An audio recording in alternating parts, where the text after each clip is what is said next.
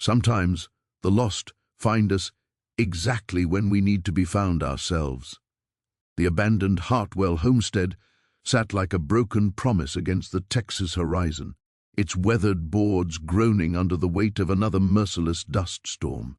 Jake Morrison had been riding fence lines for 3 days when he heard it, a child's fevered crying cutting through the howling wind like a knife through his weathered conscience.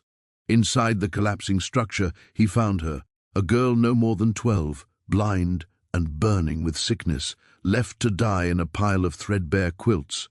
Her unseeing eyes were the color of storm clouds, and when she gripped his calloused hand, she whispered in a voice that wasn't her own. The sheriff buried little Tommy beneath the oak tree. "You'll find his bones if you dig 3 feet down." Jake Morrison had spent 20 years running from the child he'd failed to protect as a Texas Ranger. Now, nursing this strange girl back to health in his remote cabin, he discovered she possessed a terrifying gift. Touching objects revealed the violent deaths of their owners, speaking their final words in voices from beyond the grave. But when Sarah began describing his own death with unsettling accuracy, Jake realized he might not be saving an abandoned child. He might be harboring something far more dangerous than the desert itself. Before we jump back in, tell us where you're tuning in from, and if this story touches you, make sure you're subscribed, because tomorrow I've saved something extra special for you. Easy there, little one. His voice came out rougher than intended. You're burning up with fever, probably hearing things, seeing things that ain't there. But even as he spoke the words, Jake knew they were lies. The girl's blind eyes held a clarity that made his skin crawl, and the way she tilted her head, like she was listening to conversations only she could hear, set every instinct he'd developed as a gunslinger on edge. "Your name is Jake Morrison," she continued, her small voice echoing strangely in the cave. "But they used to call you Dust, not because you rode fast, but because you left nothing but dust where men used to stand." Jake's blood turned to ice water. He hadn't used that name in 3 years, not since he'd hung up his guns and taken honest work at the Whitman Ranch. The only people who knew about Dust Morrison were either dead or scattered to the 4 winds, and none of them would have had cause to speak of it to a child. "Who told you that name?"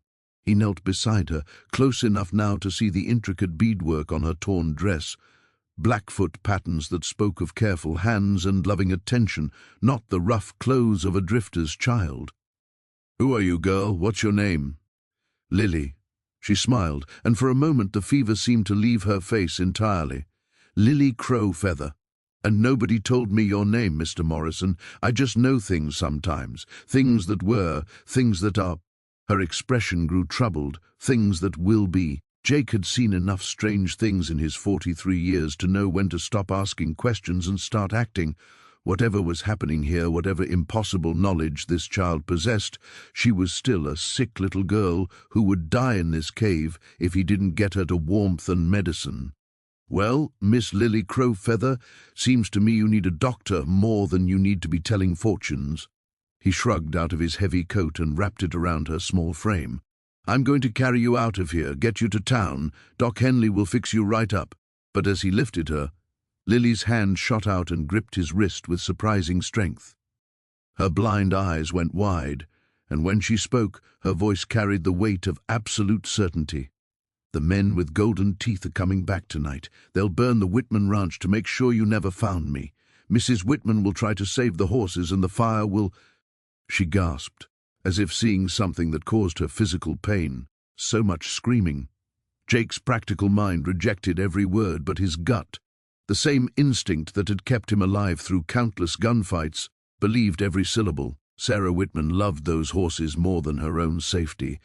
If someone torched the barn, she'd run straight into the flames to save them. "You're talking nonsense, child. Nobody even knows I found you." But as he carried Lily toward the cave entrance, Jake found himself calculating distances, travel times, trying to figure out if he could get her to town and still make it back to the ranch before dark. The winter wind hit them like a slap as they emerged into the gray afternoon. Jake's horse, a steady gelding named Copper, shied away from Lily's scent, or maybe from something else entirely. It took all of Jake's skill to keep the animal calm long enough to mount up with the girl in his arms. "They'll say I'm dead," Lily murmured against his chest as they rode toward town. "The people in Copper Ridge. They'll say I died 3 months ago in the cave-in at the Lost Hope mine. They'll be so frightened they won't think straight." "Why would they say that?" Jake asked, though part of him dreaded the answer. Because that's what they were told to say. The Golden Teeth men made sure everyone believed it. "But Mr. Morrison—" She turned her face up toward his, and for a moment Jake could have sworn he saw stars reflected in her clouded eyes. "When we get to town, don't let them take me away from you. Something terrible is coming, something that's been building for years, and you're the only one who can stop it. The only one who can make up for all that dust." The wind picked up, carrying the promise of snow and the distant smell of smoke. Jake urged Copper faster, torn between disbelief and a growing certainty that this strange, broken child was about to turn his carefully ordered world upside down. Behind them, Devil's Cave yawned empty, but Jake couldn't shake the feeling that they were being watched, that somewhere in the gathering dusk, men with golden teeth were already making their plans. The Whitman Ranch sprawled across the valley below them as they crested Miller's Ridge, and Jake felt the familiar tightness in his chest that came every time he saw it. Home. The first real home he'd known since he was 12 years old, and watching his father's blood seep into Georgia clay. Neat fences marked the boundaries of land that would never be his, but land he'd protected with the same fierce devotion other men reserved for their own kin. Tom Whitman had taken a chance on a drifter with calloused hands and dead eyes, asking no questions about the past, offering honest work for honest pay. Sarah Whitman had cooked him meals and mended his shirts, and never once flinched when she caught him standing watch at the windows during thunderstorms, old habits dying hard. Their boy Jimmy, now 14 and growing tall as summer corn, had taken to following Jake around like an eager pup, hanging on every word about horses and cattle and the business of working land. They were good people. The kind of people Jake had spent 20 years avoiding, knowing that violence followed him like a shadow and that decent folks had a way of ending up in crossfire they never deserved. But 3 years of dawn to dusk labor had softened something in him. 3 years of sitting around Sarah's kitchen table, of teaching Jimmy to read trail sign, of watching Tom struggle with account books and knowing he could help. 3 years of believing that maybe Dust Morrison was buried deep enough to stay dead. Lily shifted in his arms, and Jake caught himself studying her fever-flushed face. The child couldn't be more than 10 years old, but there was something ancient in the way she held herself, as if she carried weights no child should know. Her Blackfoot features spoke of careful bloodlines, and the quality of her torn dress suggested family with means. What was she doing alone in Devil's Cave? How did she know things no living soul should know? "Mr. Morrison?" Her voice was barely a whisper against the wind. "Do you ever dream about the ones you killed?" Jake's hands tightened on the reins. "That's not talk for children. I dream about the ones who are going to die. Sometimes I can change it if I tell the right person at the right time. Sometimes the dreams change just enough to save 1 or 2. She turned her blind eyes toward him. "But the dreams about you are different. In them, you're not killing anymore. You're saving people. Over and over, you're saving them." The first buildings of Copper Ridge came into view, weathered storefronts and modest houses huddled together against the vastness of Montana sky. Jake had ridden this same route every Saturday for 3 years, collecting supplies and mail for the ranch. He knew every face in this town, knew Mrs. Chen, who ran the general store and always asked after Tom's rheumatism, knew old Pete at the livery who could set a horse's shoe better than any man in 3 counties. They were his people now, in the only way that mattered, not by blood or birth, but by choice and time and the slow accumulation of small kindnesses.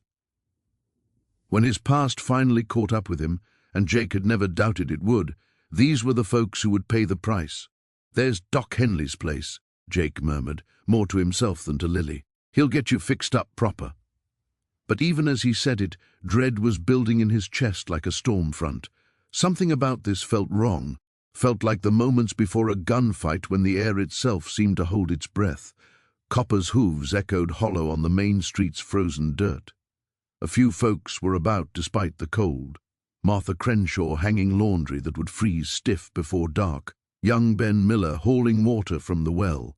Normal people living normal lives, unaware that a man who'd killed 17 souls was riding through their midst with a child who might already be dead. "They're watching from behind curtains," Lily said suddenly. "Mrs. Appleton saw us coming and ran to tell Sheriff Dawson. He's strapping on his gun belt right now, trying to decide if you're friend or threat." Jake glanced toward the sheriff's office and saw the curtain fall back into place. His hand drifted toward his hip, muscle memory reaching for iron that wasn't there. He'd left his guns at the ranch 3 years ago and never looked back. Now, with this strange child in his arms and her impossible warnings echoing in his head, Jake Morrison wondered if that had been the smartest decision he'd ever made, or the most foolish. Morrison. Dawson's voice carried the authority of his badge, but underneath it Jake heard something that made his skin crawl. Fear. That's far enough. Jake brought Copper to a halt 20 feet from the sheriff, close enough to talk but far enough to maneuver if things went sideways. "Evening, Sheriff. Got a sick child here, needs Doc Henley's attention." But Dawson wasn't looking at Jake anymore. His eyes were fixed on Lily's face, with an expression Jake had seen on men who'd witnessed things that broke their understanding of the world. The sheriff's weathered features had gone pale as winter sky, and his gun hand was trembling. "Sweet Jesus," Dawson whispered. That can't be, Sheriff?" Jake kept his voice level, but every instinct was screaming now. "What's the problem here?" More doors were opening along Main Street. Martha Crenshaw had dropped her laundry basket and was backing toward her house, one hand pressed to her mouth. Ben Miller stood frozen by the well, water bucket forgotten at his feet. From the general store, Jake could see Mrs. Chen's horrified face pressed against the window. "Put her down, Morrison!" Dawson's voice cracked like a whip. "Put her down and step away." "Like hell I will." "This child is burning up with fever. That child is dead." The words exploded from Dawson's throat with the force of desperation. Lily Crow Feather died 3 months ago in the Lost Hope mine collapse. I was there when they pulled her body out. I helped bury her in the cemetery behind the mission. The street fell silent except for the wind and the creak of shop signs. Jake felt Lily's small hand grip his shirt, and when she spoke, her voice carried clearly in the winter air. "Hello, Sheriff Dawson. Is your shoulder still bothering you? The one you hurt falling off your horse last spring when you were chasing those rustlers?" Dawson stumbled backward as if he'd been shot. No, this ain't natural. This is some kind of devil's work." Jake's mind raced, trying to make sense of what he was hearing. A mine collapsed 3 months ago. A girl who should be dead, but was very much alive and burning with fever in his arms. A town full of people looking at them like they'd seen the gates of hell swing wide. "Sheriff, I don't know what game you're playing, but this child needs medical attention. Now, don't you understand?" Dawson's voice rose to nearly a shout. "She's dead. The whole town saw her body. The mine company paid for her funeral. We watched them lower that little coffin into the ground." Lily's grip tightened on Jake's shirt. "The coffin was full of rocks and mine timbers," she said quietly. "They needed people to believe I was dead so they could blame the cave-in on unstable geology instead of the shortcuts they took with the support beams. Too much money at stake to let one little Indian girl's testimony ruin their operation." The words hit the gathering crowd like a physical blow. Jake could see the fear in their faces transforming into something else, the kind of dangerous confusion that made normally decent people do terrible things. "She's lying," someone called from the crowd. "Dead girls don't tell lies." "Ain't natural," another voice agreed. "Shouldn't be walking around talking." Jake felt the familiar weight of decision settling on his shoulders. He could try to convince them, could spend precious minutes arguing while Lily's fever burned higher, or he could do what Dust Morrison would have done, cut straight through the problem with action instead of words. But Dust Morrison had carried iron. Jake Morrison had nothing but his wits and a dying child in his arms. "Doc Henley," Jake called out, scanning the crowd until he spotted the grey-bearded physician hovering in his doorway. "Whatever these folks think they know, this girl is flesh and blood, and she's sick. You took an oath. Doc Henley looked like a man caught between salvation and damnation. His medical training warred with the evidence of his own eyes, with the testimony of neighbors he'd known for decades. I can't. Henley's voice broke. Jake, I saw her body. I examined her myself after they brought her up from the mine. She was dead, cold and dead and broken. Then examine her again, Jake said quietly. Feel her pulse. Check her breathing. See if the dead run fevers, Doc. The crowd pressed closer, a circle of frightened faces and suspicious eyes. Jake could feel the moment balanced on a knife's edge, could sense how quickly fear could turn to violence when people were confronted with things beyond their understanding. In his arms, Lily whispered, "Choose carefully, Mr. Morrison. Whatever you do next will change everything." He felt lost. The smart play was obvious. Set the girl down, back away, let the town deal with whatever supernatural nonsense they thought they were seeing. Jake Morrison was a ranch hand now, not a gunslinger, not a protector of lost causes. He had a good job, a roof over his head, and people who respected him. All of that would vanish the moment he took a stand here. The moment he chose this strange, impossible child over his carefully rebuilt life. But Lily's fever burned against his chest like a brand, and her small hand clutched his shirt with the desperate grip of someone drowning. Whatever these people believed about her death, whatever game the mine company had played with coffins full of rocks, the child in his arms was real. She was alive, and she was dying while grown men argued about ghosts and superstitions. "Mr. Morrison," she whispered, so quietly only he could hear.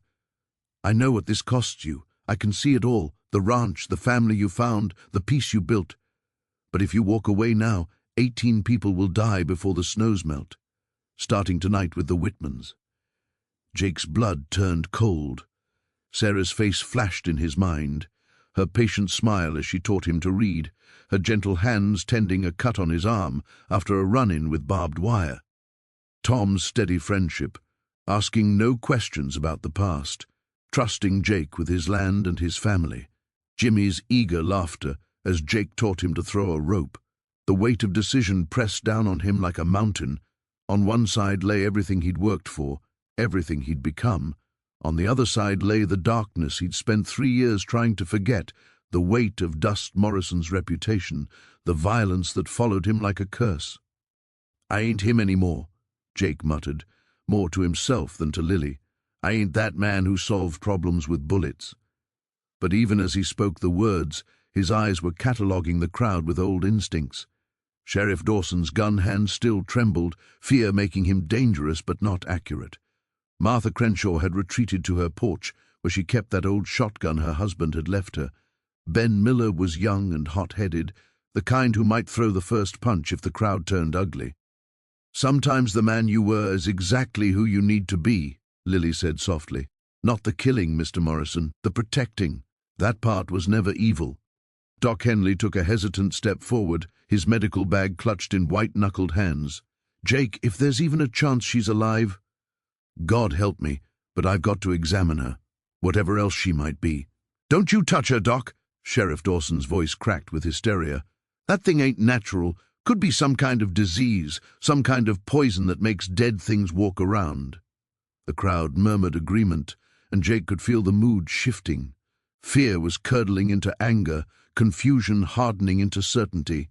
Soon they'd convinced themselves that destroying the impossible child was the only way to restore their world to sense. Jake's hand drifted to his hip, reaching for iron that wasn't there.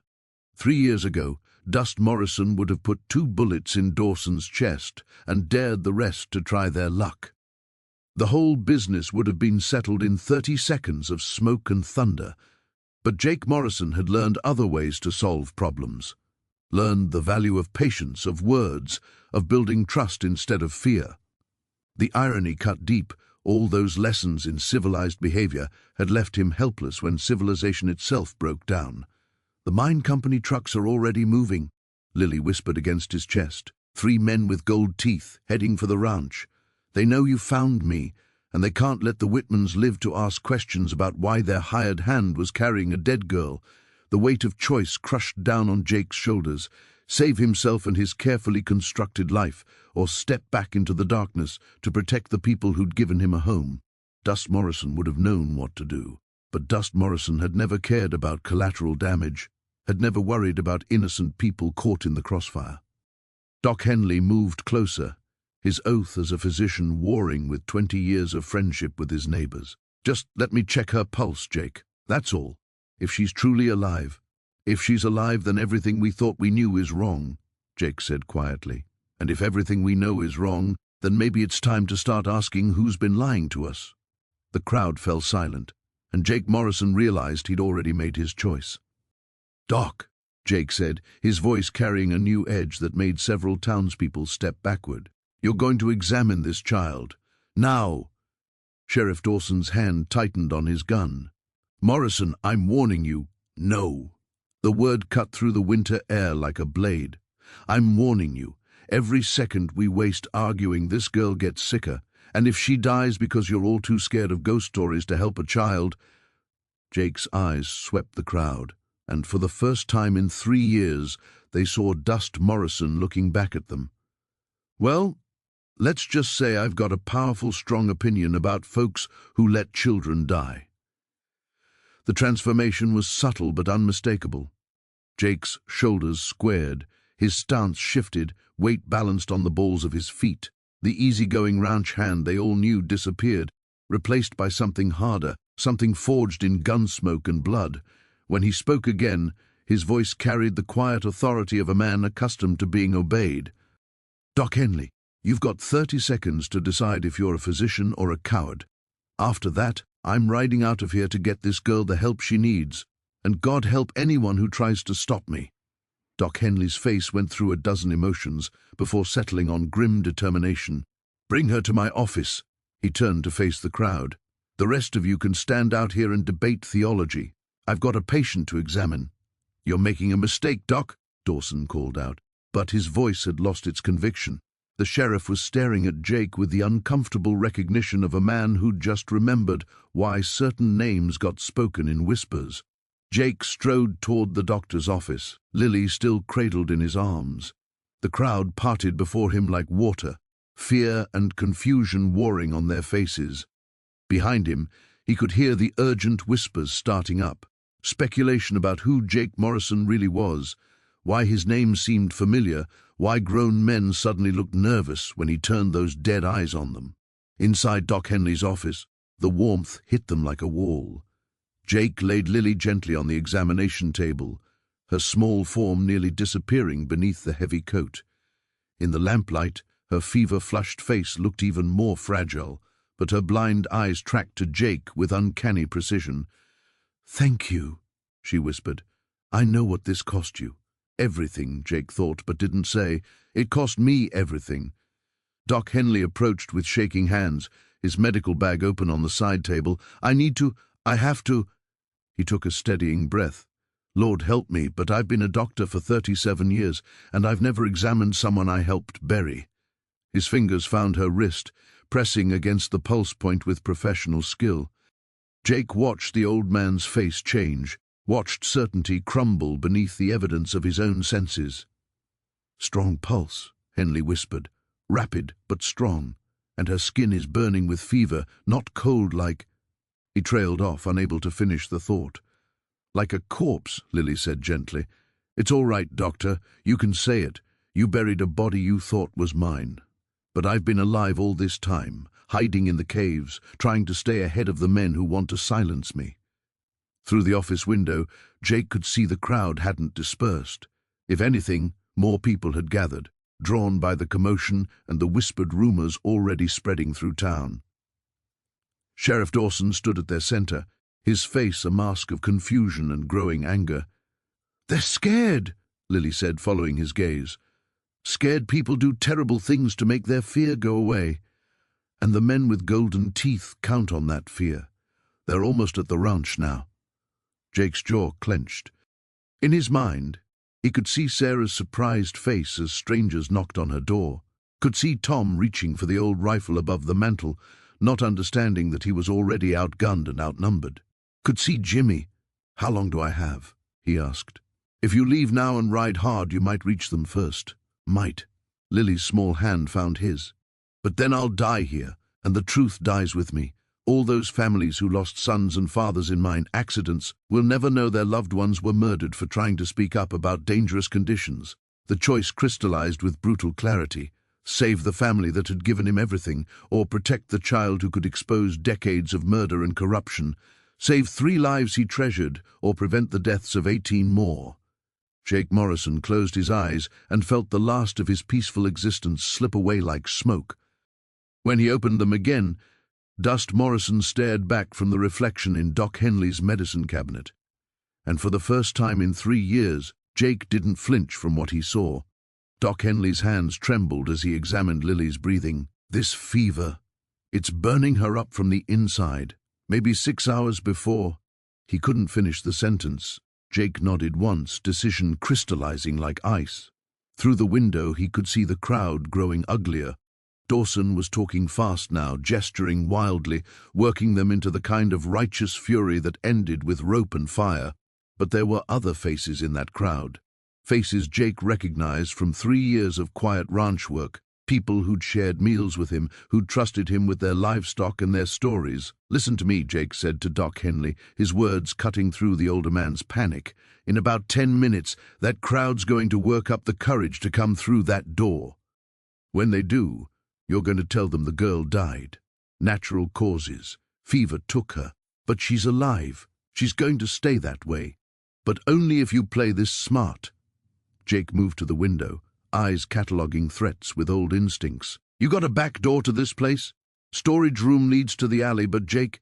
"Good. Here's what's going to happen." Jake's mind worked like it used to in the old days, seeing 3 moves ahead of every opponent. "Mrs. Chen from the general store, she still keep that root cellar behind her building? The one she hides her good whiskey in?" Doc Henley blinked in surprise.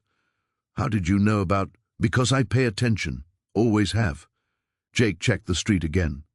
Dawson was pointing at the office now, his voice rising. "Mrs. Chen lost her oldest boy in a mining accident 2 years back. Cave in, they said. Natural causes. Thomas Chen was a good boy, careful worker. Never made sense that he'd..." Doc Henley's eyes widened as understanding dawned. "Sweet Mother of God. You think they killed him too? I think Mrs. Chen deserves to know the truth about how her son died." Jake lifted Lily from the examination table, her small form light as a broken bird. Think she might be willing to hide a sick child if it meant getting that truth? Outside, the first rocks hit the window. The crowd had found its voice, and that voice was calling for blood. "The storage room," Jake said. "Now." They slipped through the narrow space between medicine cabinets and surgical tools. Doc Henley fumbled with the back door, his hands shaking so badly he could barely work the latch. The alley beyond was empty, but Jake could hear boots on the wooden sidewalk, Dawson organizing his impromptu posse. "Wait here," Jake told Henley, then stepped into the shadows. 30 seconds later, he was knocking softly on the back door of Chen's general store. The door opened a crack, revealing half of Mrs. Chen's weathered face. "Mrs. Morrison?" Her English was careful, precise. She'd learned it late in life, after coming west to marry a man she'd never met. "Is trouble, yes?" "Yes, ma'am. Big trouble." Jake shifted Lily's weight, letting Mrs. Chen see the child's fever-flushed face. "This little girl can tell you what really happened to Thomas. But first, she needs a place to heal." Mrs. Chen's eyes went wide, then hard as flint. She'd buried 1 child already. She understood the weight of such choices. "Bring her," she said simply. The root cellar was cool and dark, carved into the hillside behind the store. Mrs. Chen had turned it into more than a storage space. Blankets and supplies suggested she'd prepared for harder times. She helped Jake settle Lily onto a makeshift bed, her movements gentle despite the urgency. "She is very sick," Mrs. Chen observed. "Doc Henley will come, bring medicine, but Mrs. Chen..." Jake caught her eyes. "People think this girl is dead. If they find her here, let them come." The older woman's voice carried the weight of mountains. "I have lost 1 child to lies, will not lose another to cowardice." From the store above came the sound of heavy footsteps, men's voices demanding and angry. Mrs. Chen moved toward the cellar steps with the fluid grace of someone who'd faced mobs before. "Stay with her," she told Jake. "Keep child quiet." Lily's hand found Jake's in the darkness. "She's braver than she knows," the girl whispered. "Mrs. Chen will face them down." "But Mr. Morrison—" "They're at the ranch now. Tom Whitman is reaching for his rifle." Jake's jaw clenched. Every instinct screamed at him to ride hard for home, to save the family that had given him everything. But Lily's fever burned against his palm, and her blind eyes held secrets that could save dozens of other families. "How many more will die if I choose wrong?" he asked. "If you save me?" 18 people live who would have died, including a little girl named Mary Spotted Horse, who doesn't even know she's in danger yet. Above them, Mrs. Chen's voice rose clear and strong, telling Sheriff Dawson exactly what he could do with his search warrant. Jake Morrison squeezed the child's hand and settled into wait. Lily's breathing grew more labored in the darkness. Her small hand had gone slack in his, and when he pressed his palm to her forehead, the fever felt like touching a stove. Whatever poison the mine company had used to fake her death was still burning through her system, and time was bleeding away like water through sand. "The men with golden teeth," she whispered, her voice barely audible above the commotion overhead. "Their names are Cortez, Williams, and Briggs. They work for the Consolidated Mining Company, but they answer to someone else, someone who's been covering up deaths for 20 years. Jake leaned closer. "Who?" "I can't see him clearly. He stays in the shadows, even in my visions, but he's the one who ordered the Whitmans killed. Said you were getting too close to something that should stay buried." The irony cut deep. Jake had stumbled into this mess by accident, following nothing more than conscience and the sound of a child's cries. He'd been 3 years removed from anything resembling investigation or intrigue, but apparently, in a town built on secrets, even accidental discovery was too dangerous to allow. Heavy footsteps approached the cellar door. Jake's body coiled instinctively, muscle memory from 100 gunfights flooding back. His hand moved to his hip, found nothing, and the absence of his Colt felt like missing a limb. "Jake Morrison!" Sheriff Dawson's voice echoed down the steps. "I know you're down there. Come up peaceful and we'll talk this through like civilized men." Mrs. Chen's voice followed, sharp with anger. "You break into my store, destroy my goods, and call this civilized? Get out before I show you what I do to thieves." "Ma'am, I'm the law in this town. You are frightened man with gun, making noise to hide fear. Real law protects children. Real law asks questions before shooting ghosts." Jake almost smiled despite everything. Mrs. Chen was buying them time, but not much. Dawson's courage would return as soon as he remembered he outnumbered them, and when it did, Jake would face the same impossible choice that had been haunting him since the moment he'd found Lily in that cave. "Mr. Morrison." Lily's voice was fading, but her blind eyes found his with uncanny precision. "You're thinking about your guns again, about becoming Dust Morrison to protect me. Maybe I have to, maybe you do, but not the way you think." Her fevered grip tightened on his hand. Dust Morrison solved problems with bullets because he was alone. Jake Morrison has something Dust never had. What's that? People who believe in him. As if summoned by her words, new voices joined the argument upstairs. Doc Henley had arrived, his tone carrying the authority of a man who delivered half the babies in town and closed the eyes of the other half. "Sheriff Dawson, what in Sam Hill do you think you're doing? Mrs. Chen is a respectable businesswoman, not some criminal you can terrorize because you're confused about what you saw. Doc, you examined that girl. You know. I know she was sick with fever and died while I was treating her. Natural causes. Now she needs a proper burial, and this mob needs to disperse before someone gets hurt." Jake's estimation of the old physician rose several notches. Henley was covering their story, giving them the official death certificate they needed to keep Lily hidden, but it was a temporary solution at best. "The ranch," Jake said quietly. "How much time do I have?" Lily's breathing hitched. "Tom's arguing with them now, telling them to get off his property. They're trying to convince him you've gone crazy, that you're dangerous, but Tom doesn't believe them. Yet. Sarah's watching from the window with the baby. She can see the guns they're carrying. She's scared, Mr. Morrison, scared enough to convince Tom to give you up if it means protecting their family. The weight of choice pressed down like a mountain. Stay and protect Lily, let the Whitmans face the mine company's killers alone, or abandon a dying child to save the people who'd given him everything worth living for. 18 lives, Lily whispered. That's what hangs in the balance. The men with golden teeth have a list. Families who've asked too many questions. People who remember things the company wants forgotten. If they silence me, those 18 people die before spring. Above them, the argument was winding down. Soon, Dawson would either retreat or escalate, and either choice would force Jake's hand. In the darkness of Mrs. Chen's cellar, surrounded by the smell of earth and stored grain, Jake Morrison felt the last pieces of his carefully rebuilt life crumble away. Glass exploded in the store overhead as something heavy crashed through the front window. Mrs. Chen's sharp cry of alarm cut through the sound of splintering wood and scattered merchandise. Jake's body moved before his mind caught up. 3 years of peaceful ranch work stripped away in an instant as Dust Morrison's instincts flooded back like a dam burst.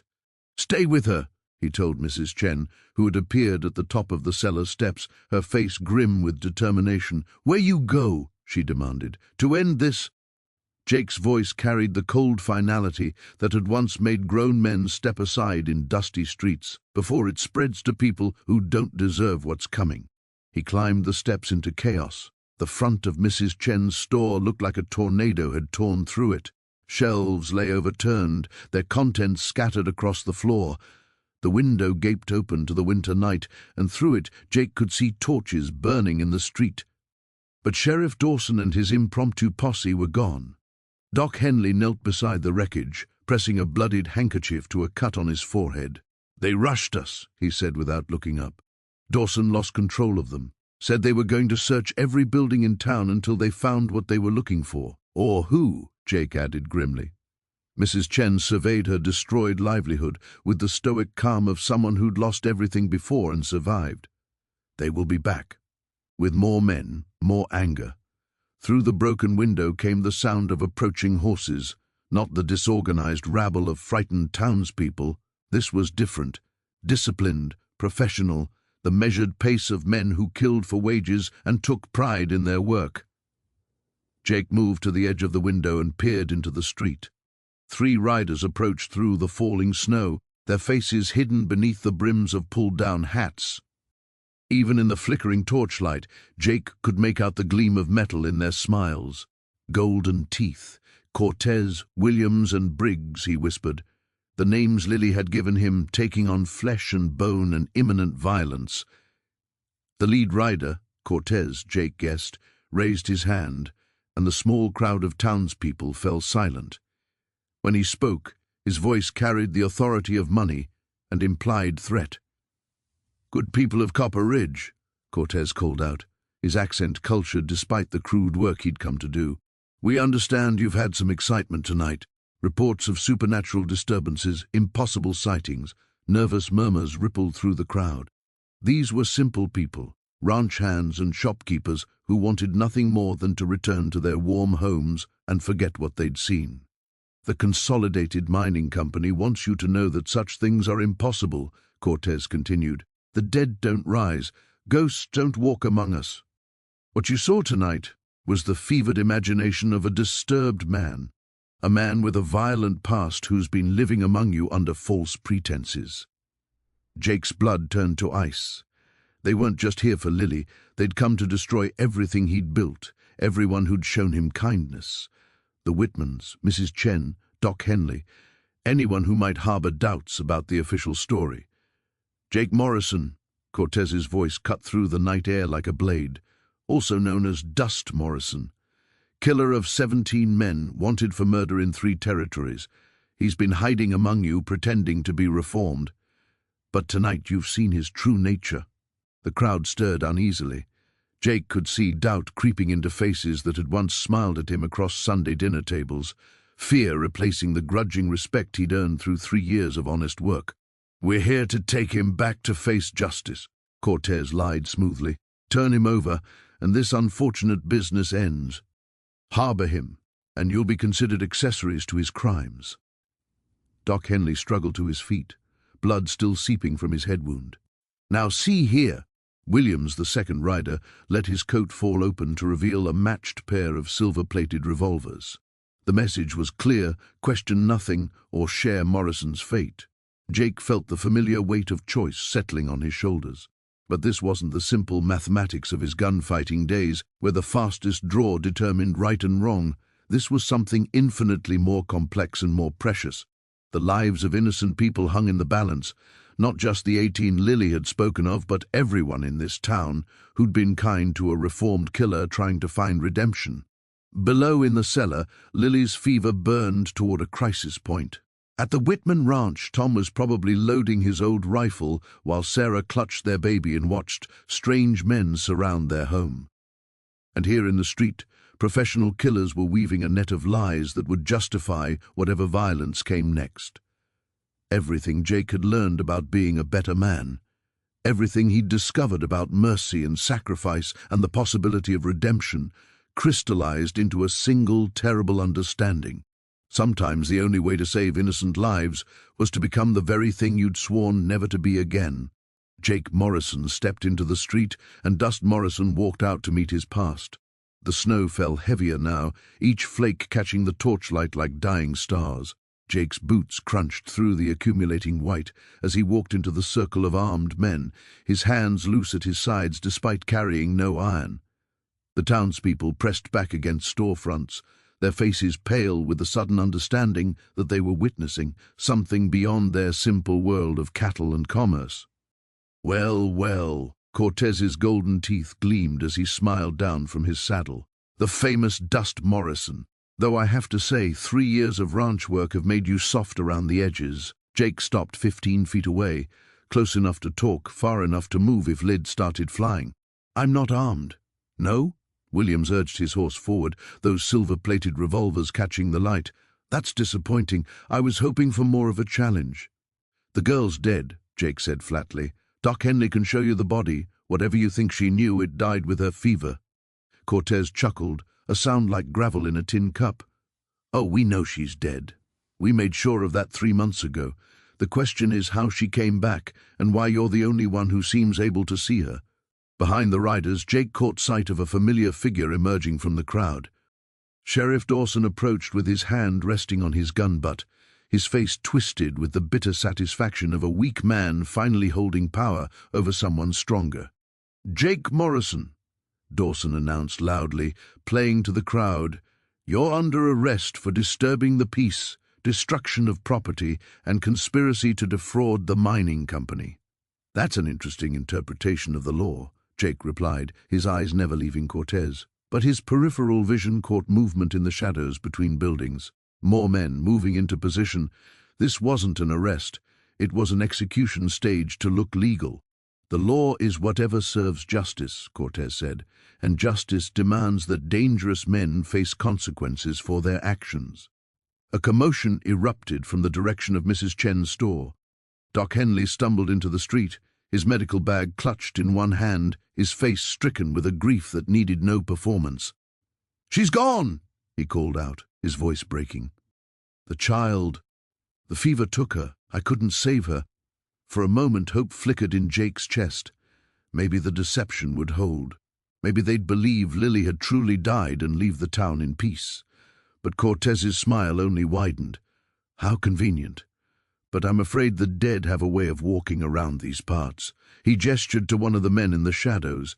"Briggs, why don't you show these good people what we found at the Morrison place?" Jake's blood turned to Arctic water. The Whitman ranch. While he'd been protecting Lily, they'd been moving against the only family that mattered to him. Briggs emerged from the alley, dragging something behind him. Not something, someone. Tom Whitman stumbled forward, his hands bound behind his back, blood streaming from his nose. His eyes found Jake's across the snow-covered street, and in them Jake saw not accusation but a terrible understanding. "Seems your friend here had some interesting opinions about mining safety," Cortez continued conversationally. "Claimed his hired hand had found evidence of murder, corporate negligence, that sort of inflammatory talk. Jake's hands trembled, not with fear, but with the effort of restraint. Every instinct screamed at him to move, to fight, to become the killing machine he'd once been, but he was unarmed, outnumbered, and surrounded by innocents who would die in the crossfire. "Where's Sarah?" he asked, his voice deadly quiet. "Where's the baby?" "Safe," Tom gasped, blood flecking his lips. "For now. But Jake, they know about Lily. They know everything." Cortez's laugh echoed off the surrounding buildings. "Did you really think you could hide a witness from us? We've been cleaning up loose ends for 20 years. One broken-down gunfighter and a dying child hardly present a challenge." Jake's mind raced through possibilities, each one ending in blood and failure. He was trapped in a web of his own making. Every choice that had led him here, every moment of compassion and redemption, twisted into weapons against the people he'd tried to protect. "Here's what's going to happen," Cortez announced to the crowd. "Mr. Morrison is going to confess to his crimes. He's going to admit that grief and guilt drove him to see things that weren't there. And then we're all going to forget this unfortunate episode and return to our peaceful lives." In the distance, smoke began to rise from the direction of Mrs. Chen's store. Through the broken window, Jake could see orange flames licking at the walls. They weren't just eliminating witnesses, they were erasing every trace of Lily's existence. Jake Morrison had walked into the street as a man seeking redemption, but as the snow fell harder and the flames rose higher, he realized that sometimes the price of saving innocent lives was the destruction of everything innocent within yourself. This had never been about Lily. The realization hit him like a physical blow, pieces clicking together with the terrible precision of a gun's mechanism. The mine company hadn't come for a ghost child they'd already killed. They hadn't mobilized professional killers because a reformed gunfighter had found evidence of old crimes. They'd come because someone had been planning this moment for 3 years. "You knew," Jake said quietly, his voice cutting through Cortez's triumphant laughter. "You knew exactly where to find me, knew about the Whitmans, about Mrs. Chen, about every person who mattered to me." Cortez's golden smile faltered slightly. "I don't know what you mean." But Jake was seeing it all now, the patient web of surveillance and manipulation that had been spun around his quiet life. The timing wasn't coincidence. His discovery of Lily wasn't accident. Someone had orchestrated every moment, every choice, leading to this street, this confrontation, this moment when he would have to choose between salvation and slaughter.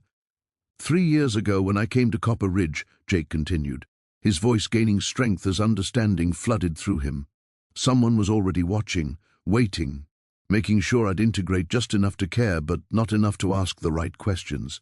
Sheriff Dawson's hand twitched toward his gun, but something in Jake's tone, the cold certainty of a man who'd solved a puzzle written in blood, made him hesitate. "The abandoned mine where I found Lily, that was never random shelter. It was theater, a stage set for the exact moment when you needed Dust Morrison to resurface." Jake's eyes found Cortez's, and the mine company enforcer took an involuntary step back. "The question is why? What were you really after?" Behind the flames, a new voice emerged from the shadows, cultured, familiar, carrying the weight of absolute authority. "Very good, Mr. Morrison. Though I'm disappointed it took you this long to see the obvious." Judge Hamilton stepped into the firelight, his silver hair gleaming, his expensive coat unmarked by ash or snow, the man who'd sentenced a dozen criminals in Copper Ridge's makeshift courthouse, the pillar of the community who'd shaken Jake's hand after church services and praised his efforts at redemption, the man who'd been using him as an unwitting weapon for 3 years. "Judge!" Jake's voice held no surprise now, only the weary recognition of a final truth. "Let me guess, you've been feeding information to the mine company all along. Every witness who came forward, every family member who asked uncomfortable questions about mining accidents. You made sure they disappeared quietly." Hamilton smiled with genuine warmth, as if discussing the weather. 17 people, to be precise, including the Whitmans' neighbors, the Hendersons, who asked too many questions about that cave-in last spring. But you already knew that, didn't you? Deep down, you felt something was wrong about how easily you'd been accepted here. The crowd pressed further back as understanding rippled through them, their trusted judge, their moral authority, revealed as the architect of years of murder and corruption. "But you had a problem," Jake continued, the final pieces falling into place. "Someone was getting suspicious. Too many disappearances, too many convenient accidents. You needed a scapegoat, someone with a reputation for violence who could take the blame for all of it. And who better than Dust Morrison?" Hamilton's voice carried genuine admiration. A man with 17 confirmed kills, trying desperately to atone for his past. "All I had to do was wait for the right moment, then arrange for you to discover something that would force you back into violence. Once you killed Cortez and his men, which you inevitably would to protect innocent lives, you'd become the perfect explanation for every mysterious death in the county." Tom Whitman struggled against his bonds, blood streaming from fresh cuts on his face. "Jake, they've got Sarah and the baby. They're at the mine." A gunshot silenced him. Williams lowered his smoking revolver with professional indifference, and Tom crumpled to the snow, crimson spreading beneath him in the firelight. "That's enough exposition," Cortez said, his earlier nervousness replaced by cold efficiency. "Time to finish this." But Jake Morrison was no longer listening. The sound of that gunshot, the sight of Tom's body falling, had burned away the last pretense of civilized choice. Lily had been right about one thing. Jake Morrison had something Dust Morrison never possessed. People who believed in him, and for the first time in 3 years, that felt like enough. In the distance, church bells began to toll, not for Sunday service, but as an alarm. Mrs. Chen's voice rose above the chaos, shouting in rapid Chinese to figures moving through the smoke. Doc Henley was helping townspeople evacuate, while other shadows gathered at the edges of the firelight.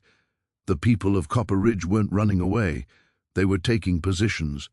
"Get up, Morrison." Cortez's voice carried the bored efficiency of a man ending a long job. "You've got dying to do." But Jake wasn't moving. His hands rested on Tom's chest, and in that moment of contact with death, something fundamental shifted inside him. The guilt that had driven him to Copper Ridge, the desperate need for redemption that had made him weak. It all crystallized into something harder, cleaner. Purpose. Jake. Doc Henley's voice came from the shadows between buildings. "We're ready." Williams spun toward the sound, silver revolvers clearing leather with practiced speed, but the doctor wasn't alone. Mrs. Chen stepped into the firelight, clutching an ancient shotgun that looked older than the territory itself. Behind her, the baker's wife held a rusty rifle, and the blacksmith gripped a hammer in each massive fist. "What is this?" Judge Hamilton demanded, his composure cracking as more figures emerged from doorways and alleys. Ranch hands, shopkeepers, even the barber, all armed with whatever weapons they could find. "This," said a familiar voice, "is what happens when good people get tired of evil men." Jake's head snapped up. Lily stood at the edge of the firelight, no longer fevered and dying, but steady on her feet, her blind eyes somehow seeing everything that mattered. Mrs. Chen's arm supported her, and in her small hands she held something that made Judge Hamilton step backward in genuine fear. A leather journal, its pages yellowed with age. "The real mine records," Lily said, her child's voice carrying across the snow-muffled street. "The ones Judge Hamilton thought he'd destroyed. Names, dates, payments, 20 years of murder, all written down in the mine foreman's own hand." Cortez raised his rifle toward the girl, but Jake was already moving. 3 years of honest labor hadn't made him soft, it had made him patient. And patience, he'd learned, was a killer's greatest weapon. His shoulder caught Cortez in the midsection, driving them both into the snow. The rifle discharged harmlessly into the air as Jake's fist found the enforcer's throat.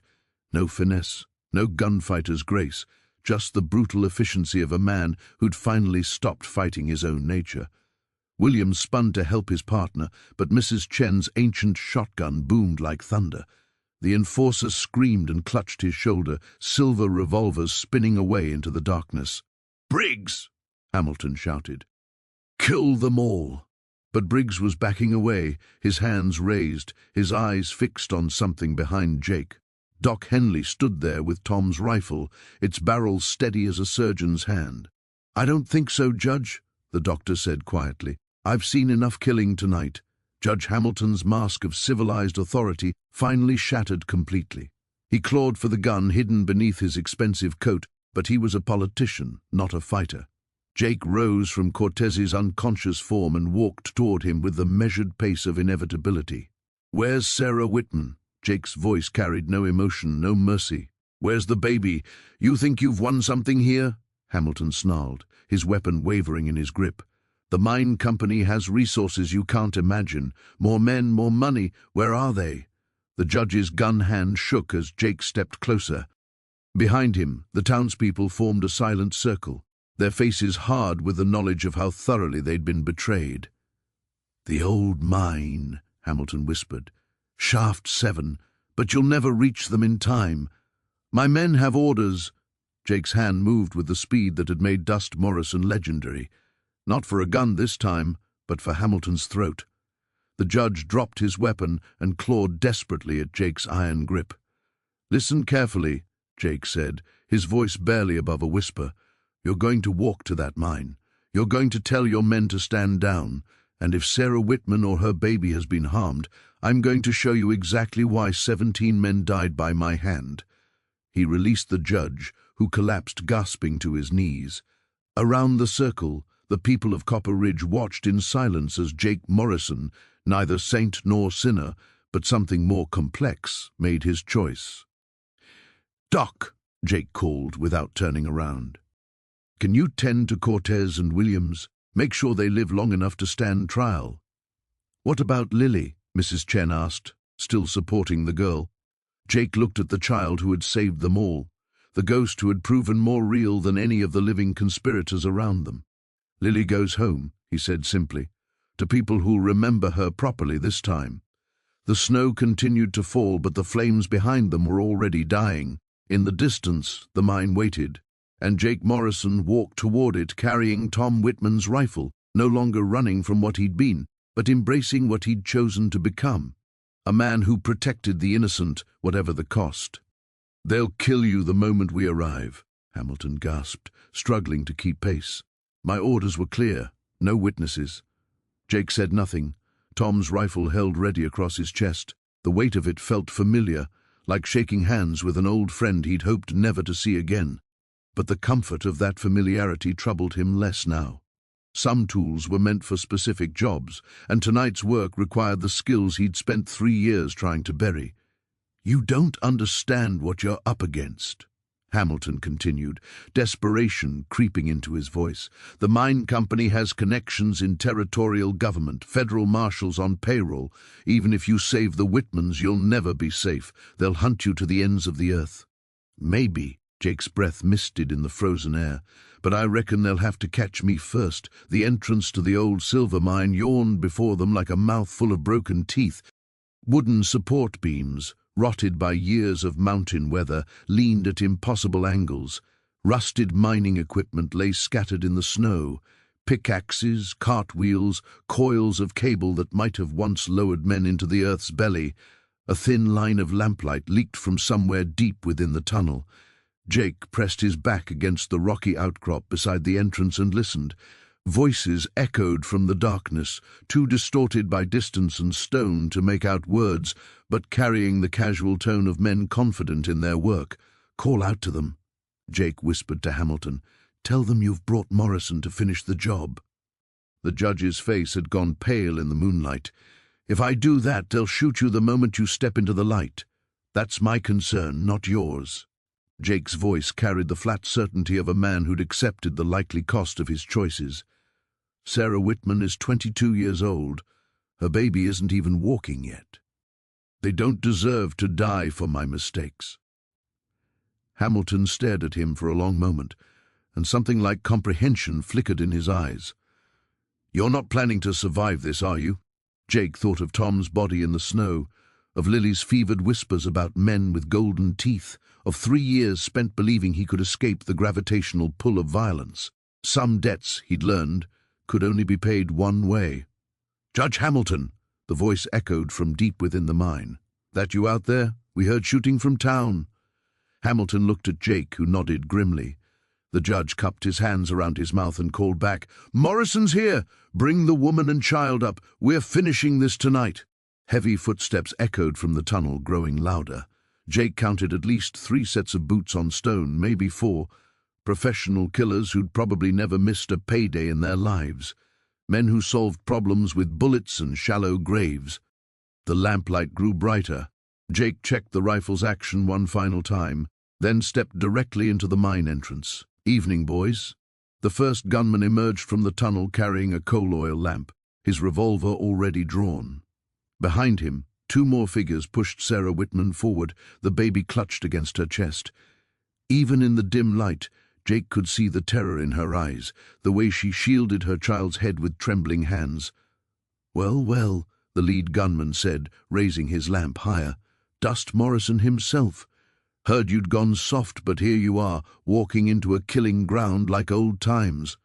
"Let them go," Jake said simply. "Your quarrel's with me." The gunman laughed, a sound like grinding metal. "No quarrel at all, Morrison. Just business. Nothing personal. It is now." Jake fired without ceremony, the rifle's report deafening in the confined space. The lead gunman spun backward into the tunnel, his lamp shattering against stone and plunging them all into darkness. Muzzle flashes bloomed like deadly flowers as the remaining killers opened fire, their shots sparking off rock and filling the air with flying stone chips. Jake dove sideways, working the rifle's lever action by feel, returning fire toward the muzzle flashes. In the chaos, he heard Sarah Whitman screaming, heard heavy bodies hitting the ground, heard Judge Hamilton somewhere behind him shouting orders that no one was following. When the shooting stopped, the silence felt heavier than the gunfire. Jake lay pressed against the tunnel wall, his ears ringing, Tom's rifle empty in his hands. Somewhere in the darkness, a baby cried, the most beautiful sound he'd ever heard, because it meant both mother and child were still alive. "Sarah," Jake called softly, "you hurt?" We're all right." Her voice shook but held steady. "Jake, is it over?" Jake Morrison looked back toward the mine entrance, where Judge Hamilton's silhouette stood framed against the starlight. The final confrontation still waited. But for the first time in 3 years, Jake felt like he might be worthy of whatever came next. "Not yet," he said, reloading the rifle. "But soon." But Judge Hamilton still stood silhouetted against the starlight at the mine entrance, and Jake could see the glint of metal in the man's hand. Touching, Hamilton called into the darkness, his cultured voice echoing off stone walls. The legendary gunslinger, reduced to crawling around in the dirt to save a woman and child. "How far you've fallen, Morrison?" Jake pressed himself against the tunnel wall, feeling along the rocky surface for better cover. His fingers found the edge of a support beam, rotted but still solid enough to stop a bullet. The rifle in his hands held 4 rounds. He'd counted each shot in the firefight, a habit that had kept him alive through 17 previous encounters. "Sarah," he whispered, barely audible, "can you move? There's got to be another way out of here." "There is." Her voice came from somewhere to his left, stronger now that the immediate shooting had stopped. "Tom and I explored these tunnels last summer, before the baby came. There's a passage that connects to the main shaft about 50 yards deeper." Jake felt a bitter smile cross his face in the darkness. Even in death, Tom Whitman was still protecting his family. The man had known these mines, had probably brought Sarah here to show her beauty even in abandoned places, the kind of simple, honest gesture that had made Jake Morrison believe redemption was possible. "Judge," Jake called toward the entrance, "why don't you come in here and finish this yourself, or are you the kind of man who only kills from behind a bench and gavel?" Hamilton's laughter bounced off the tunnel walls. "You think I'm foolish enough to follow you into that maze? I know these mines, Morrison. I know there's only one way out, and I'm standing in it. All I have to do is wait." But Jake had learned patience during his 3 years in Copper Ridge. Patience while shoeing horses, patience while mending fence, patience while listening to Sunday sermons about forgiveness and grace. And now, in this moment when everything he'd built threatened to crumble, he finally understood what those sermons had been trying to teach him. Redemption wasn't about erasing the past. It was about choosing, in each critical moment, what kind of man to be going forward. "Sarah," he said quietly, "take your baby and head deeper into the tunnel. Find that passage you mentioned. I'll be along directly." "Jake, no." Her voice carried the same tone he'd heard from Lily, from Doc Henley, from all the people in Copper Ridge who'd somehow decided he was worth saving. "There has to be another way." "There is." Jake checked his rifle one more time, then began moving carefully toward the mine entrance. "The way where you and your child live to see tomorrow." Each step brought him closer to the pale rectangle of starlight where Hamilton waited. The judge had positioned himself well, far enough from the entrance to avoid being rushed, close enough to control the only exit. It was the kind of tactical thinking that had kept Hamilton alive through 20 years of orchestrating murders. But Hamilton had made one crucial mistake. He'd assumed that Dust Morrison and Jake Morrison were the same man. "You know what the difference is between us, Judge," Jake called as he approached the entrance. "You kill people because it's convenient. I kill them because it's necessary." Jake stepped into the starlight, rifle raised, expecting to face Hamilton's gun.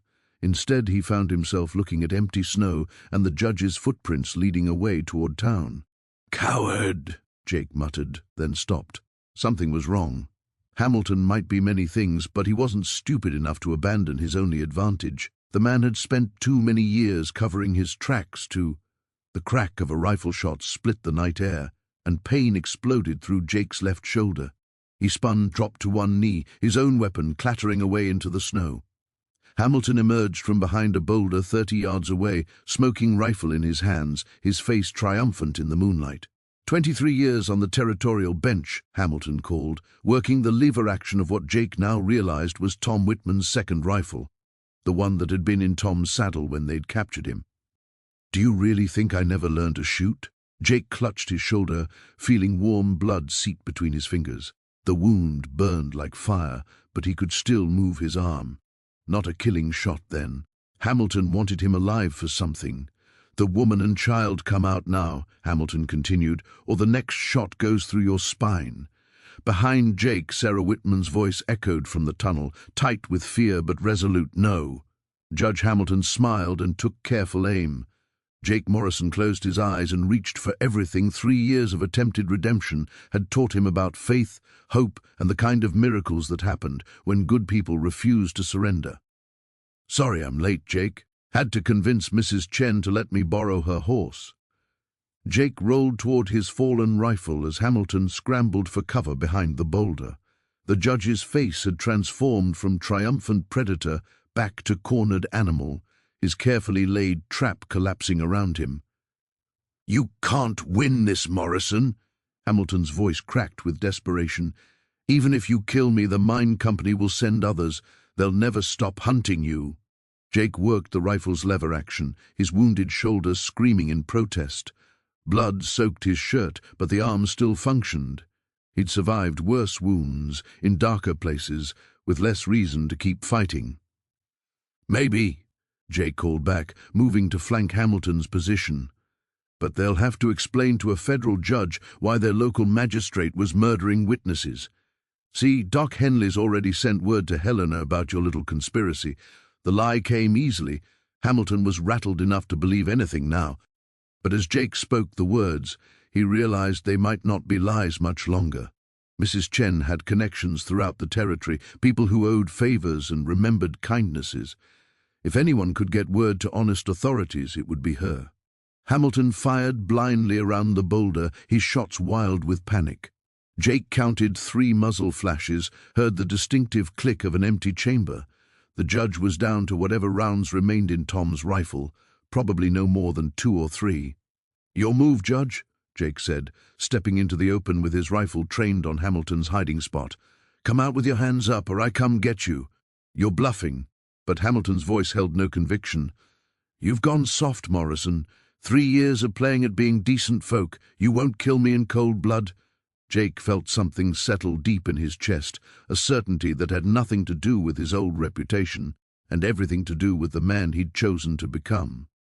Not the St. Mrs. Chen seemed to think he could be, and not the devil Judge Hamilton wanted him to remain, but something more complex, a man who'd learned the difference between killing and murder. "You're right," Jake said simply. "I won't kill you in cold blood. But threatening a woman and child, that's not cold blood, Judge. That's justice."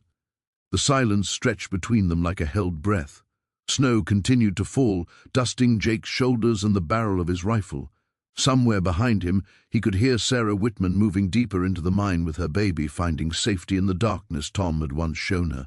When Hamilton finally emerged from behind the boulder, his hands were raised but his eyes burned with hatred. "This isn't over, Morrison. You think you've saved something here, but all you've done is delay the inevitable. There are men in territorial government who'll see you hang for what you've done tonight." "Maybe." Jake kept the rifle steady, his finger resting lightly on the trigger. "But your friends will have to explain how a federal judge died in a gunfight while orchestrating the murder of witnesses. That's going to be a hard story to sell, even for politicians." Doc Henley appeared at the edge of the clearing, breathing hard from his climb down the ridge. His medical bag was slung over one shoulder, Tom's second rifle in his hands. "Jesus, Jake, how bad is that shoulder? I'll live." Jake never took his eyes off Hamilton. "Doc, we need to get the judge back to town, along with whatever evidence is left in that mine. The bodies of your victims are evidence enough." Hamilton snarled.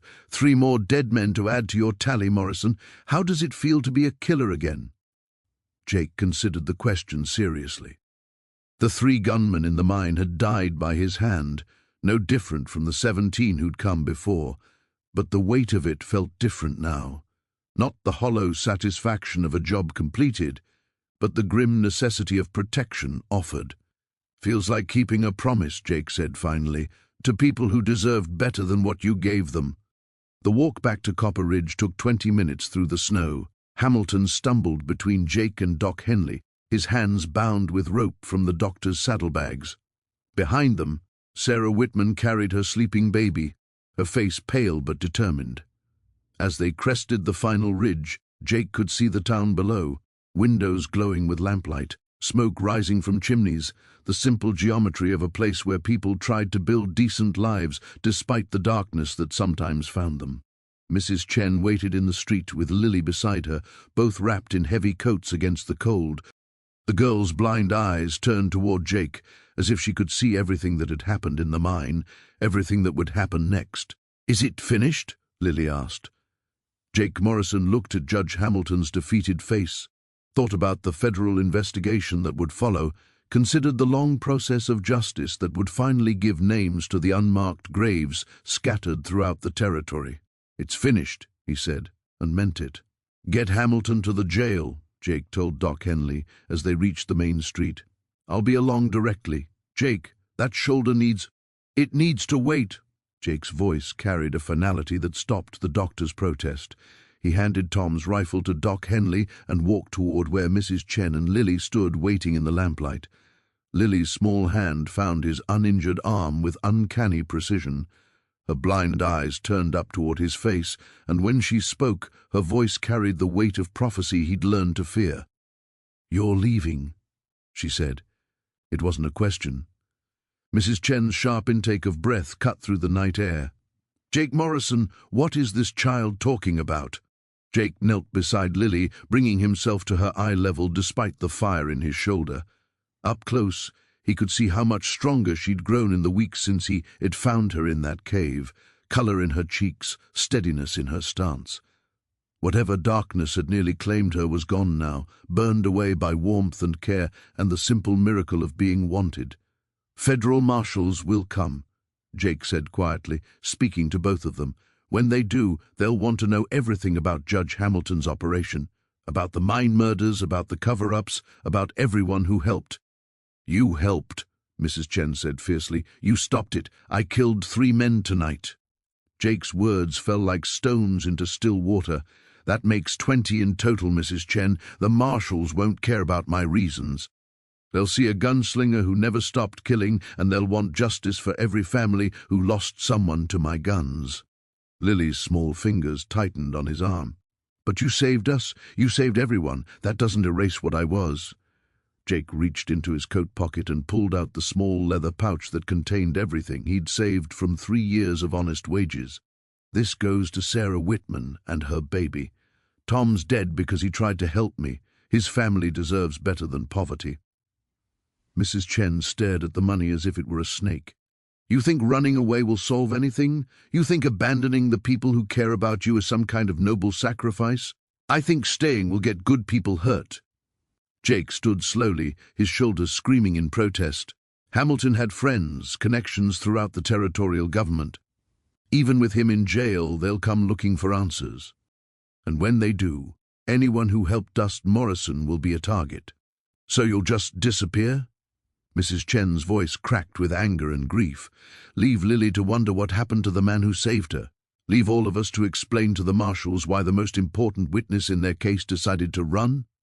Jake looked down at Lily's upturned face, at the trust and love shining in her blind eyes, and felt something break inside his chest that had nothing to do with bullets or blood loss. This was the cost Hamilton had warned him about, not his life, but everything that had made life worth living again. "Tell them the truth," he said finally. "Tell them Jake Morrison died in that mine with the other killers. Tell them Dust Morrison rode out alone like he always did." "And what do we tell ourselves?" Mrs. Chen demanded. "What do I tell this child when she asks why the man she loves abandoned her just like everyone else did?" The words hit harder than Hamilton's bullet. Jake closed his eyes and saw the cave where he'd found Lily, remembered her fevered whispers about being left to die, about men with golden teeth who treated human lives like business expenses. He'd sworn to himself that night that she would never be abandoned again. Now he was about to break that promise. "Tell her," Jake said, his voice barely audible, "that some kinds of love mean letting go.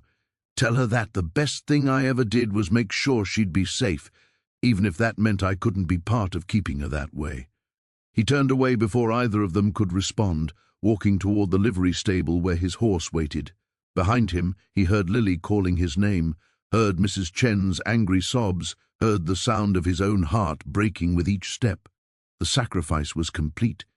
Victory had been purchased with everything that mattered. By dawn, Dust Morrison would be gone forever, leaving only questions and an empty place at Mrs. Chen's dinner table where redemption had once seemed possible. His shoulder throbbed with each movement, Doc Henley's makeshift bandage already soaked through with fresh blood. The smart thing would be to let the doctor properly tend the wound before riding out, but smart had nothing to do with what came next. Every minute he delayed was another minute for Mrs. Chen to organize the entire town against his leaving, another minute for Lily to work her strange magic and see through his carefully constructed justifications. Behind him, footsteps crunched in the snow. Jake didn't turn around.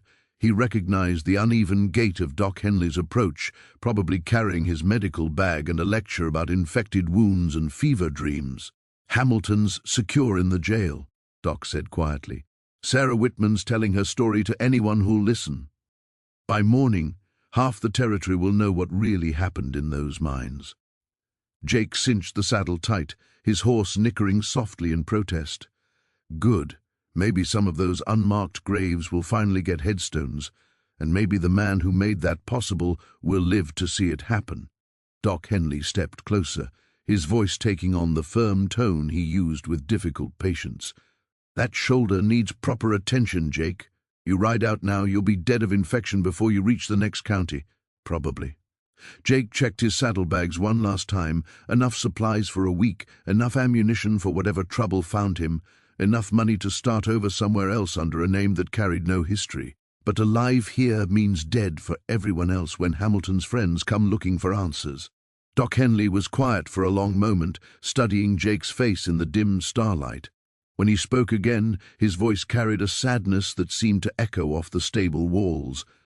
"You know what the real tragedy is? You actually believe what you're saying. 3 years of watching you become the man this town needed, and you still can't see what the rest of us figured out months ago."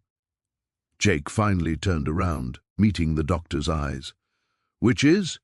That redemption isn't something you earn once and lose the minute things get complicated. It's something you choose every day in every decision that matters." Doc Henley gestured toward the town behind them, where lights still burned in windows and smoke still rose from chimneys. "You think running away protects these people? All it does is prove Judge Hamilton was right about who you really are." The words stung because they carried truth Jake didn't want to examine. For 3 years he'd told himself that staying in Copper Ridge was about becoming a better man. But maybe it had really been about hiding from the consequences of who he'd always been. Federal marshals don't care about redemption, Jake said. They care about justice for 20 dead men. 20 dead killers and criminals, Doc Henley corrected. I've been asking around since this whole business started, Jake, talking to people who knew your reputation from the old days. You want to know what I found out? Jake didn't answer, but Doc continued anyway. Every man you killed deserved killing. Every job you took was about protecting innocent people from predators like Hamilton. You were never the monster you think you were. You were just a man doing ugly work in an ugly time. From somewhere behind the doctor, Mrs. Chen's voice cut through the night air. And now you're a man doing necessary work in a time that needs you. Jake looked past Doc Henley to see the Chinese woman approaching, Lily's small hand clasped firmly in hers. The girl's blind eyes found Jake's face with their usual uncanny precision, but her expression held something new, not the desperate fear of abandonment he'd expected, but a strange, sad understanding. You're not leaving because you're afraid of the marshals, Lily said quietly. You're leaving because you're afraid of us. The simple words hit Jake like a physical blow. He started to protest, to explain about Hamilton's connections and federal investigations and all the rational reasons why staying meant disaster for everyone he cared about. But Lily wasn't finished. You're afraid that if you stay, we'll keep loving you even though you think you don't deserve it. You're afraid that maybe redemption is real, and if it is, then all the guilt you've been carrying around doesn't make you special anymore. Just makes you tired. Jake Morrison stared down at the blind girl who'd somehow learned to see straight through to the heart of things and felt the last of his carefully constructed justifications crumble into dust. The choice stretched before him like a frozen road leading into darkness, or like a warm light calling him home. You're afraid that maybe redemption is real. He looked down at her small face, at the certainty in her blind eyes, and felt something fundamental shift inside his chest. Not the quick crack of breaking, but the slow, inexorable movement of ice beginning to thaw after a long winter. I killed 20 men, Lily. His voice came out rough, uncertain. That's not something you just get forgiven for. No, Mrs. Chen said firmly, stepping forward to stand beside Doc Henley. It's something you spend the rest of your life earning, every day, with every choice to protect instead of destroy, to build instead of tear down. Her dark eyes blazed with fierce conviction. You think running away is noble? It's the coward's path, Jake Morrison, and whatever else you are, you're not a coward. Jake felt the weight of his gun belt around his waist. The familiar pressure he'd carried for so long, it had become part of him. But for the first time in decades, it felt like a choice rather than a burden. He could unbuckle it here, in this stable, and walk away from everything it represented, or he could wear it as something new, not the tools of a killer, but the instruments of a protector. The federal marshals will still come, he said, but even as he spoke the words, they sounded hollow to his own ears. Let them come. Doc Henley's voice carried quiet confidence. They'll find a town full of witnesses ready to testify about how Jake Morrison helped expose a conspiracy that's been murdering innocent people for years. They'll find Judge Hamilton in jail, Sarah Whitman and her baby safe, and a community that knows the difference between justice and vengeance. Lily released Mrs. Chen's hand and stepped closer to Jake, her small fingers finding his scarred knuckles with that uncanny precision of hers. Do you want to know what I see when I look at you? Jake's throat tightened. Art. I see a man who's been carrying other people's ghosts for so long he forgot he was still alive. Her grip tightened on his hand. I see someone who pulled a dying girl out of a cave and gave her a family. Someone who chose to face 3 armed killers to protect a woman and her baby. Someone who's been so afraid of becoming a monster again that he never noticed he'd already become a hero. The words hit him like physical blows, each one dismantling another piece of the careful mythology he'd built around his own guilt. Jake Morrison, the irredeemable killer. Dust Morrison, the ghost who walked among the living but could never truly join them. Stories he'd told himself so many times they'd become gospel truth. But standing here in the lamplight, surrounded by people who'd chosen to love him despite knowing exactly who he'd been, those stories began to sound like lies. "I don't know how to be what you think I am," he said finally. Mrs. Chen smiled, and for the first time since he'd known her, it carried no trace of sadness. "You've been doing it for 3 years already. You just never gave yourself permission to believe it." Jake looked toward his saddled horse, then back at the 3 people who would become his family without him quite realizing when it happened. The choice that had seemed so clear moments ago, run or destroy everything he touched, now revealed itself as false. There was a third option, terrifying in its simplicity. Stay, fight, trust that redemption might be something you lived rather than something you earned. Slowly, deliberately, Jake began loosening the saddle cinch. His horse whickered softly, as if understanding that the flight into darkness had been postponed indefinitely. "When the marshals come," he said, not quite ready to meet their eyes, "I want the whole truth told. About Hamilton, about the mines, about what I did in that cave 20 years ago, and what I've been trying to do ever since." He paused, the words catching in his throat. "If they decide I need to answer for the past, so be it, but I won't run from it anymore." Lily's face lit up with a smile that could have melted snow. "You're staying. I'm staying." The words felt strange in his mouth, like a language he'd once known but had almost forgotten. "Somebody needs to make sure you don't go wandering into any more abandoned mines." Doc Henley stepped forward and clapped Jake gently on his uninjured shoulder. "Now, let's get that wound properly dressed before you bleed all over Mrs. Chen's kitchen floor." Again, as they walked back toward town together, Jake leading his unsaddled horse, Lily's small hand tucked securely in his, the first hint of dawn touched the eastern sky. Behind them, the livery stable stood empty, except for the promise of morning chores and the simple rhythms of a life worth living. Jake Morrison had finally come home. 6 months later, Jake Morrison stood in the doorway of the rebuilt schoolhouse, watching Lily trace letters on her slate board with the careful precision of someone learning to write by touch alone. The morning sun streamed through new glass windows, purchased with money recovered from Judge Hamilton's hidden accounts, casting everything in warm gold.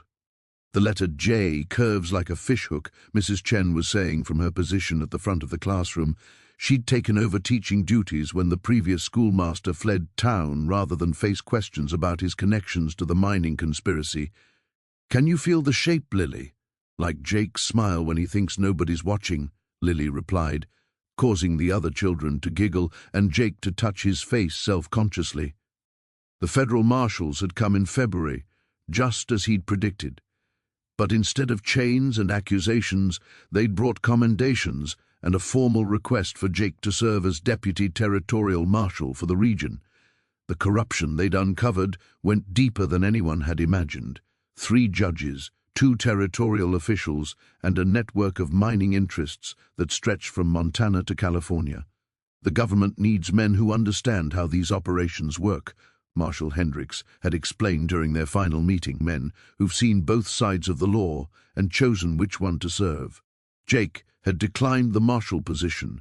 He'd worn enough badges for one lifetime, but he'd kept the letter. It sat framed on his kitchen wall now, signed testimony that redemption was more than just hope whispered in darkness. His shoulder ached in the morning cold, a permanent reminder of that night in the mines. Doc Henley had saved the arm, but Jake would never again draw with the lightning speed that had once made him famous. Somehow, that felt like exactly the right kind of scar to carry forward. "Mr. Morrison?" Sarah Whitman's voice drew his attention.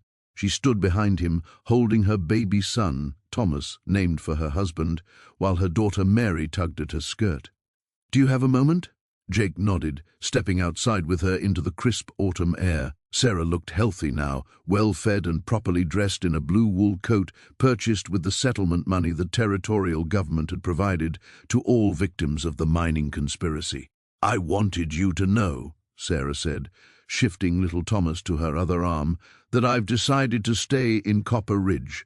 The new mine superintendent offered me a position keeping books. Honest books this time. That's good to hear. Jake meant it. In the months since Hamilton's arrest, the silver mine had reopened under federal oversight. The new operation employed proper safety measures, paid fair wages, and treated workers like human beings rather than expendable resources. Sarah studied his face with the same careful attention she'd once applied to her husband's account ledgers. You look different than you did that night. Lighter, somehow. Jake considered this. Maybe I am. Through the schoolhouse window, he could see Lily helping a younger boy with his letters, her patient voice guiding his hand across the slate.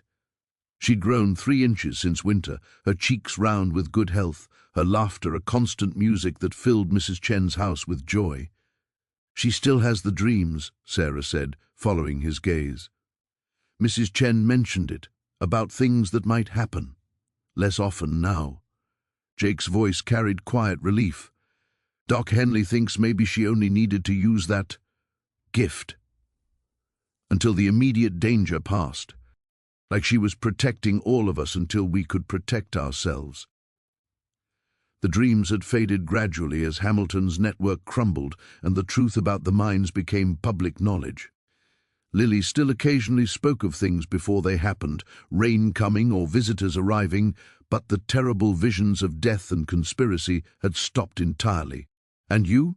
Sarah asked. "Any regrets about staying?" Jake touched the badge-shaped outline in his coat pocket. Not a marshal's star, but something better. Last week, the town council had elected him sheriff by unanimous vote, not because they feared his gun or needed his reputation, but because they trusted his judgment and valued his protection. "None," he said, and realized he meant it completely. The schoolhouse door opened and Mrs. Chen appeared, Lily's hand clasped in hers. The Chinese woman smiled at Jake with the warm affection that had become as familiar as sunrise. "Time for dinner," she announced. "And before you say anything, Jake Morrison, I made enough for 4 people because I know you'll try to survive on coffee and jerky if left to your own devices." As they walked home together, the word home still sometimes caught Jake by surprise. Lily slipped her free hand into his. Her blind eyes turned up toward his face with that uncanny precision that no longer unsettled him. "Do you know what I see now when I look at you?" she asked. "What's that, little darling?" Lily smiled, and her voice carried the simple certainty of someone who'd learned to see truth in darkness. "I see my father." Jake Morrison squeezed her small hand and watched the smoke rise from chimneys throughout Copper Ridge, carrying with it the prayers and dreams of people who no longer lived in fear. The man who'd once been called Dust had finally learned to settle, to put down roots in soil watered by forgiveness. Some stories, he'd discovered, were worth staying to finish.